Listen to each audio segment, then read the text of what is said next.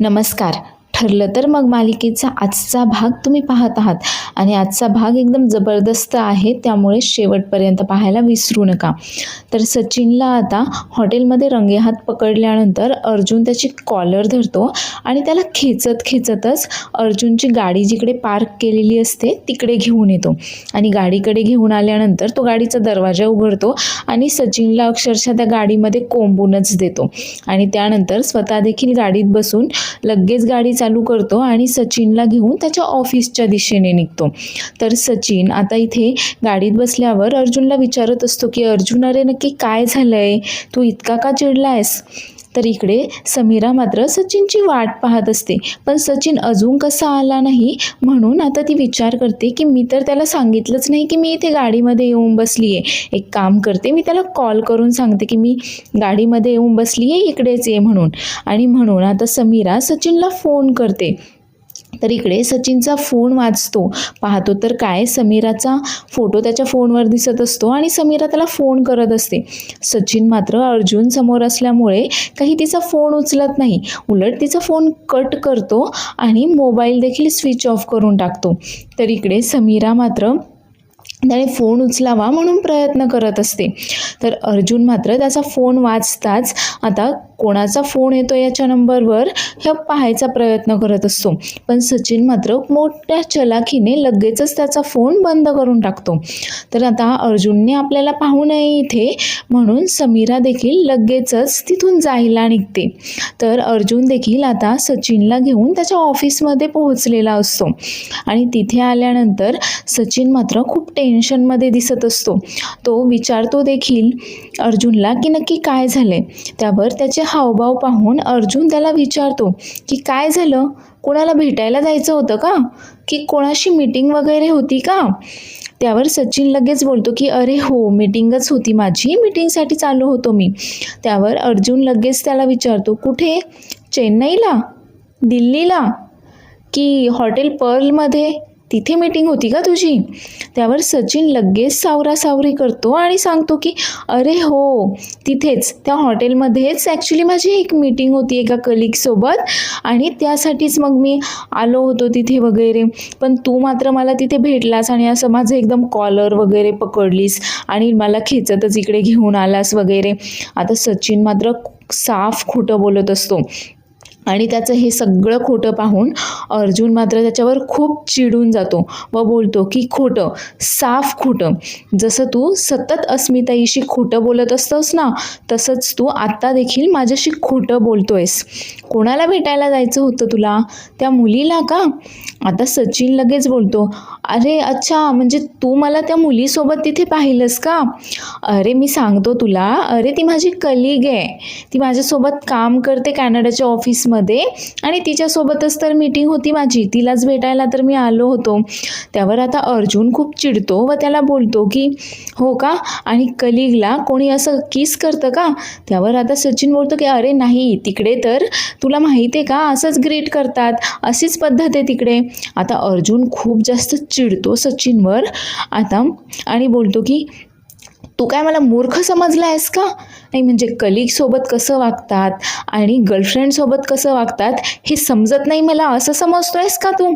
आता सचिन बोलतो, काय, अरे काय बोलतोयस तू, गर्लफ्रेंड? अरे ती फक्त माझी कलीग होती, कुणी गर्लफ्रेंड वगैरे नाही काय, आणि तिकडे तर ग्रीट करायची अशीच पद्धत आहे, पण तू इतका का चिडलायस वगैरे.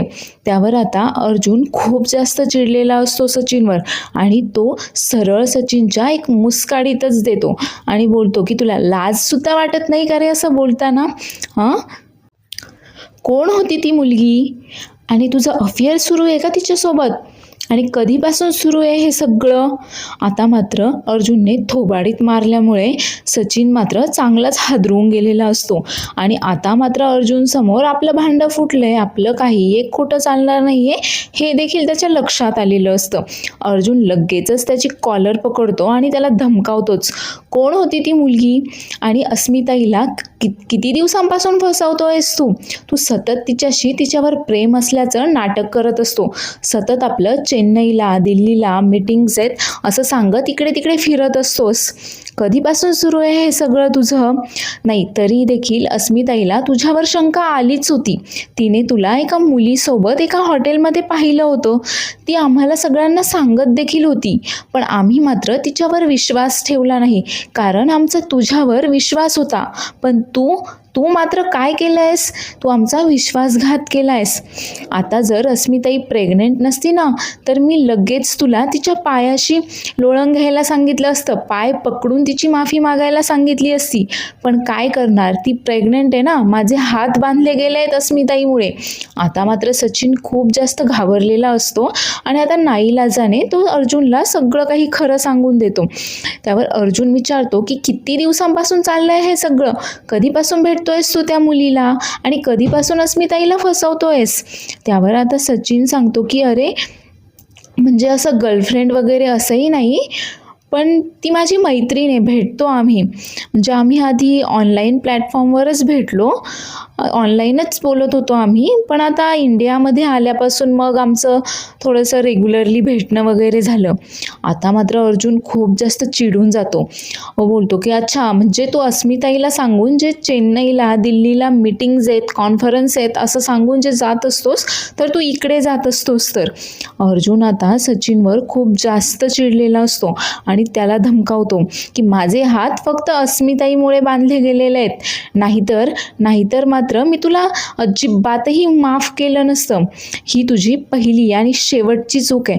आता मात्र सचिन त्याची माफी मागत असतो की अरे चूक झाली माझी, परत मी असं काहीच करणार नाही, खरंच माझं अस्मिताईवर खूप प्रेम आहे रे.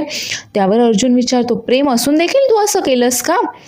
आता अर्जुन खूप धमकावत असतो सचिनला. त्यावर सचिन बोलतो की अरे असं करू नकोस रे, मी देखील तुमच्या कुटुंबाचाच एक भाग आहे. त्यावर अर्जुन बोलतो की हो का, आणि आमच्याच कुटुंबाचा एक भाग असून तू आमच्याशी असं वागतोयस?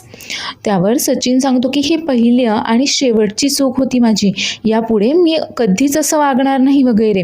त्यावर अर्जुन बोलतो मुळातच पहिल्यांदा का होईना ही चूक तुझ्याकडून झालीच कशी? तुझी बायको प्रेग्नेंट असताना देखील बाहेर एखाद्या मुलीशी अफेअर करूच कसं शकतोस? एक लक्षात ठेवायचं, एकच संधी देतोय मी तुला, तेही अस्मिताईकडे पाहून. ती प्रेग्नेंट आहे, तिची परिस्थिती नाजूक आहे म्हणून. त्यावर आता सचिन बोलतो की नाही, अस्मिताला असं काहीही सांगू नकोस. अरे तिची तब्येत किती नाजूक आहे, ती प्रेग्नेंट आहे वगैरे. त्यावर अर्जुन आता त्याची परत एकदा कॉलर पकडतो आणि बोलतो की तरी देखील तू हे असं केलंस, आणि आता ही तुझी शेवटची संधी देतोय मी तुला. परत जर तू हे असं काही केलंस, एखाद्या मुलीकडे पाहताना जरी मला दिसलास ना, तरी त्याच ठिकाणी मी तुला संपवेल, समजलं का? आता मात्र अर्जुनच्या धमकावण्याने सचिन देखील खूप जास्त घाबरून गेलेला असतो आणि तो सतत अर्जुनला सॉरी बोलत असतो. अर्जुन मात्र सचिनचं काही एक ऐकून घेण्याच्या मनस्थितीमध्येच नसतो. तर सचिन मात्र आपला अर्जुनला समजावण्याचा प्रयत्न करत असतो की मी परत ही चूक करणार नाही आहे, माझ्याकडनं पहिल्यांदाच आणि शेवटची ही चूक झाली आहे वगैरे. अर्जुन मात्र त्याला खूप जास्त धमकावतो व सांगतो की परत जर तू असं दुसरं कोणाकडे पाहिलंस तर मी तुला तिथेच संपवेल. तू माझ्याशी अजिबातही खोटं बोलू शकत नाहीस, तू जगाशी खोटं बोलू शकतोस, पण या ॲडव्होकेट अर्जुन सुभेदारशी खोटं बोलू शकत नाहीस तू वगैरे. आता सचिन देखील खूप जास्त हादरून गेलेला असतो आणि तो देखील स्वतःच्या गुन्ह्याची कबुली दिल्यानंतर परत मात्र असं काही करणार नाही हे अर्जुनला सांगतो. तर अर्जुनचा मात्र सचिनवर आता अजिबातही विश्वास राहिलेला नसतो. त्यामुळे तो देखील आता सचिनने परत असं काही केल्यानंतर सचिन विरुद्ध कठोर कारवाई करायचं ठरवतो. त्यावर अर्जुन सचिनला बोलतो की परत जर असं काही झालं तर मी तुला जेलमध्ये नाही तर सरळ देवाकडे पाठवेल. त्यामुळे तू एकच प्रार्थना कर की मी तुला देवाकडे किंवा जेलमध्ये कुठेही पाठवणार नाही म्हणून. इतकं लक्षात ठेवायचं. आता सचिन देखील अर्जुनला सॉरी बोलतो आणि तिथून निघून जातो. तर संध्याकाळी अर्जुन आता खूप दमून थकलेला असा घरी आलेला असतो. तर सायली त्यावेळेस तिथेच किचनमध्ये काम करत असते. आता अर्जुन येऊन तिथेच डायनिंग टेबलवर बसतो आणि त्याचा खांदा खूप दुखत असतो. आता सायलीच्याही लक्षात येतं व सायली त्याला विचारते की आजही खूप काम होतं का ऑफिसमध्ये? त्यावर अर्जुन सांगतो, हो ना, आज खूप मीटिंग्ज होत्या ऑफिसमध्ये, त्यामुळे खुर्चीवरून उठायला देखील जमलं नाही आहे मला आणि म्हणूनच आता थोडासा खांदा दुखतोय. तर सायली लगेचच तिथे किचनमध्ये ठेवलेलं आयोडेक्स घेते आणि आता अर्जुनकडे येते. आता किचनच्या ड्रॉवरमध्ये आयोडेक्स कोण ठेवतं बरं?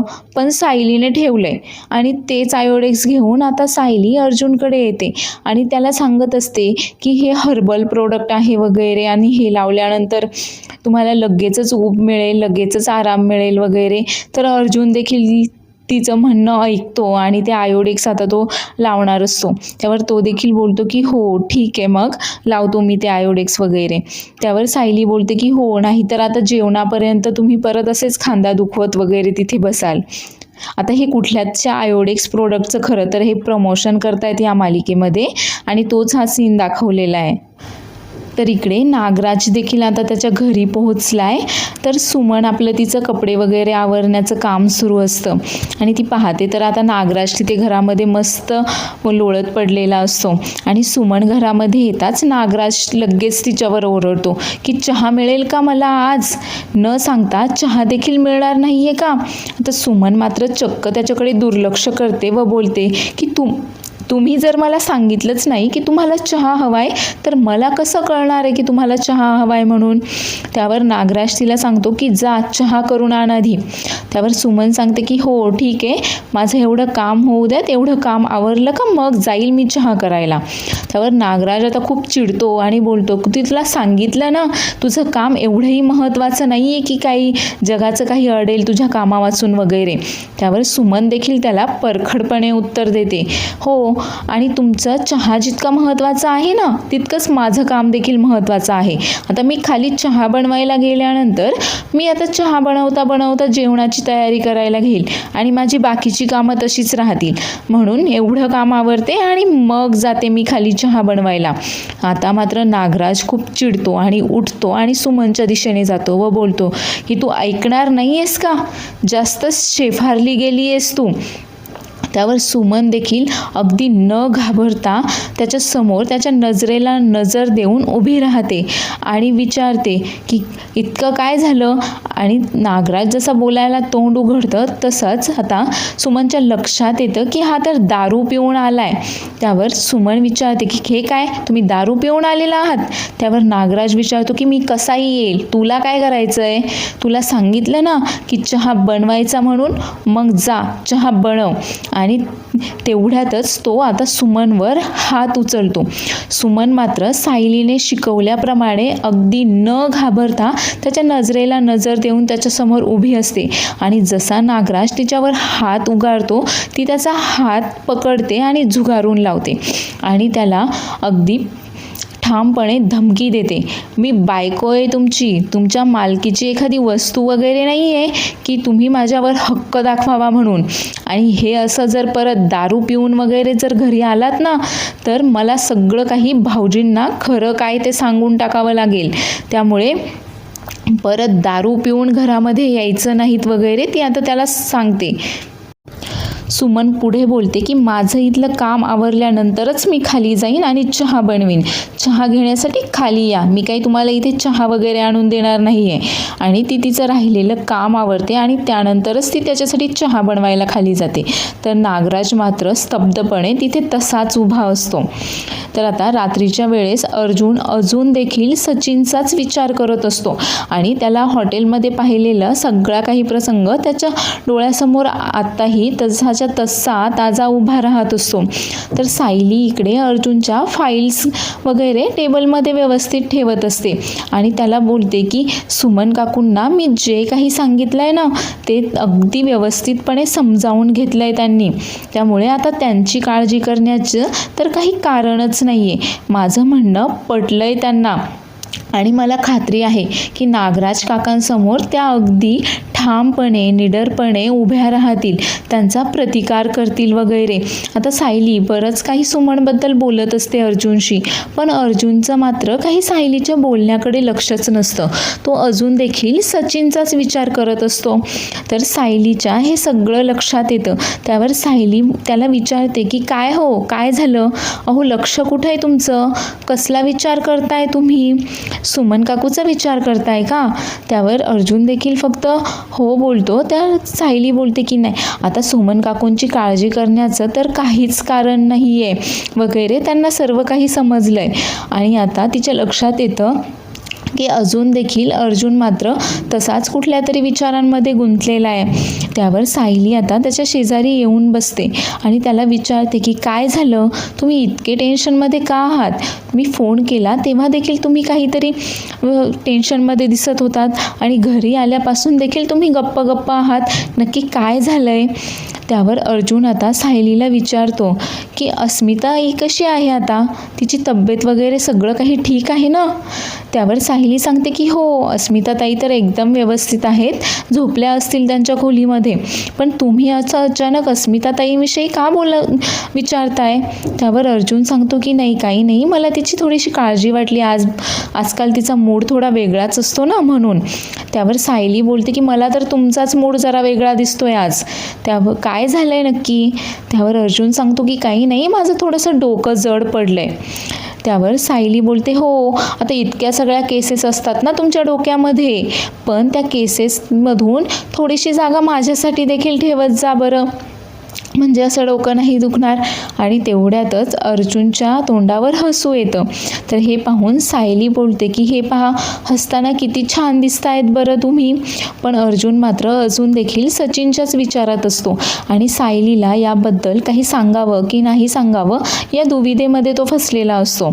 तर दुसऱ्या दिवशी सकाळी देखील सर्वजण नाश्ता करत असतात. तर सायली मात्र किचनमध्ये काहीतरी काम करत असते तिचं. आता कल्पना अर्जुनला विचारत असते की तुला अजून पोहे देऊ का? पण अर्जुनचं मात्र काही तिच्या बोलण्याकडे लक्षच नसतं. त्यावर प्रताप देखील अर्जुनला परत एकदा आवाज देतो. तसा अर्जुन थोडासा भानावर येतो व प्रताप त्याला विचारतो की अरे काय झालं, कुठे लक्ष आहे तुझं? ती तुला विचारतीये तुला अजून पोहे हवेत का वगैरे. त्यावर अर्जुन बोलतो की नाही, काही नाही, ते आपलं. तो आता पुढे काही बोलणार पण तेवढ्यातच तो थांबतो आणि विचारतो की हे काय, अस्मिताताई कुठे आहे? तिची तब्येत वगैरे ठीक आहे ना? ती आली नाही का अजून नाश्त्यासाठी? त्यावर कल्पना त्याला सांगते की नाही, अरे मी तिला बोलवायला गेले होते, पण ती तिच्या मैत्रिणीसोबत फोनवर बोलत होती, येईलच ती थोड्या वेळामध्ये. आणि तेवढ्यातच अस्मिता तिथे येते. त्यावर प्रताप बोलतो की हे बघ, आलीच ती पण. आता अस्मिता येऊन नाश्ता करण्यासाठी बसते. तर तेवढ्यातच प्रताप बोलतो की अस्मिता, आज अर्जुन तुझी खूप आठवण काढत होता बरं का. त्यावर अस्मिता विचारते काय, अर्जुनला माझी एवढी आठवण येत होती? हे कसं काय झालं बरं? नाही म्हणजे एरवी अर्जुनला सायली सोडून तर कोणीच दिसत नाही आणि आज सूर्य नक्कीच दक्षिणेला उगवलेला दिसतोय की अर्जुनला माझी आठवण झाली म्हणून. आता हे ऐकल्यावर सायलीला हसू येतं, पण अर्जुन मात्र तसाच गंभीर असतो खूप आणि बोलतो की हो, माझी बायको सोडून मी दुसऱ्या कुठल्याही मुलीकडे कधीही पाहत नाही. फक्त बायकोच नाही तर माझी सगळी फॅमिली म्हणजे माझी प्रायोरिटी आहे. आणि त्यांना कोणी दुखावलेलं, त्यांना कोणी त्रास दिलेलं मला अजिबातही सहन होणार नाही. आणि असं करायचा जर कोणी प्रयत्न केला ना, तर मी त्याला अजिबातही सोडणार नाही वगैरे. आता अर्जुन नक्की चक्क असं का बोलतोय हे मात्र सगळेच जण ऐकून गोंधळलेले असतात. कल्पना, प्रताप आणि सायली देखील आता अर्जुनचं नक्की काय चाललंय, हा नक्की काय बोलतोय म्हणून गोंधळलेले असतात. त्यावर अस्मिता त्याला बोलते की अरे हो, बस बस, मी तर फक्त मस्करी करत होते आणि केवढं बोलतोयस तू? त्यावर अर्जुन बोलतो की हो, पण मी मात्र मस्करी करत नाहीये, मी खूप सिरियसली सांगतोय हे सगळं. जाऊ देत, मी ऑफिसला निघतो. आणि तो तसंच त्याची बॅग घेऊन आता ऑफिसला जायला निघतो. तर सायली मात्र विचार करत असते की हे नक्की कसला विचार करताय, नक्की काय झालंय? काल रात्री ऑफिसमधून आल्यापासूनच हे गप्प आहेत आणि आता देखील हे असं का बोलले बोलले असतील? नक्की काय सुरू असेल यांच्या मनामध्ये? तर इकडे तन्वी आता नागराजला भेटायला आलेली असते आणि त्याला विचारत असते की महिपतला कुठे लपवून ठेवलाय तुम्ही? नागराज मात्र तन्वीला काही एक सांगत नाही. त्यावर तन्वी त्याला विचारते की त्याला पकडण्यासाठी मी इतकी सगळी मेहनत घेतलीत आणि तुम्ही काय केलं? तुम्ही माझ्या नाकाखालून त्याला घेऊन गेलात आणि कुठे लपवून ठेवलंय ते देखील तुम्ही मला सांगत नाही आहात वगैरे. ते माझ्याकडे एक प्लॅन आहे. महिपतचं तोंड कसं बंद ठेवायचं ना ते मला चांगलंच माहीत आहे. त्यावर नागराज विचारतो की बोल, कसं बंद ठेवायचं त्या महिपतचं तोंड? बोल बरं. आता तन्वीकडे एक प्लॅन असतो. आता तन्वी त्याला सांगते की लहानपणी तुम्ही त्या राक्षसाची गोष्ट ऐकली असेल ना, तो राक्षसाचा जीव पोपटामध्ये असतो, मग तसंच त्या महिपतचा जीवसुद्धा साक्षीमध्ये आहे. त्यामुळे आपण त्या साक्षीचा वापर करून महिपतचं तोंड कायमचं बंद ठेवू शकत असतो. कितीही काहीही झालं ना तरीही तो महिपत तुमचं नाव मात्र कधीच घेणार नाही आयुष्यामध्ये. आणि तिने आता साक्षीचा वापर करून महिपतचं तोंड बंद करण्यासाठी काहीतरी प्लॅन केलेला असतो. तो सगळा प्लॅन ती आता नागराजला सांगते. तर नागराजला देखील हे सगळं काही पटतं, तिचा प्लॅन. आणि त्यानंतर तन्वी त्याला विचारते की आता तरी सांगा महिपतला कुठे ठेवलंय? त्यावर नागराज बोलतो की अच्छा, म्हणजे हे जाणून घेण्यासाठी तू हा प्लॅन केला आहेस का? तर पुढील भागामध्ये आपण पाहणार आहोत की आता तन्वीच्या प्लॅनप्रमाणे नागराज जो असतो तो आता त्या महिपतला समजावत असतो की हे बघ, तुला आम्ही सोडू, पण साक्षीच्या जीवाला धोका आहे वगैरे तो आता बरंच काही या महिपतला सांगत असतो. तर तन्वीच्या प्लॅनप्रमाणेच ते साक्षीला एक चिठ्ठी देतात, ज्यावर त्यांनी सावध राहा असं लिहिलेलं असतं. आता ही चिठ्ठी मिळाल्यापासून तर साक्षी खूपच गोंधळून जाते आणि घाबरून गेलेली असते. तर नागराज इकडे महिपतला समजावत असतो की काहीही झालं तरी तू आमचं नाव वगैरे मध्ये घ्यायचं नाही वगैरे तो समजावत असतो. तर सायली अर्जुनला सांगत असते की आपण आपली ही नागराज काकाची केस सॉल्व करण्यासाठी सुमन काकूचीच मदत घेऊया का? त्यावर अर्जुन विचारतो की ते कसं? त्यावर सायली सांगते की म्हणजे नागराज काका कुठे जातो, कधी जातो, कोणाला भेटतो, तो कोणाशी फोनवर बोलत असतो, त्याला कोण फोन करतं, हे सगळं काही माहीत करून घेण्यासाठी आपल्याला सुमन काकूची मदतच होईल. त्यामुळे मला तरी असं वाटतंय की आपण तिची मदत घ्यावी या सगळ्यामध्ये. एपिसोड आवडला असल्यास चॅनलला लाईक, शेअर आणि सबस्क्राईब करायला विसरू नका. धन्यवाद.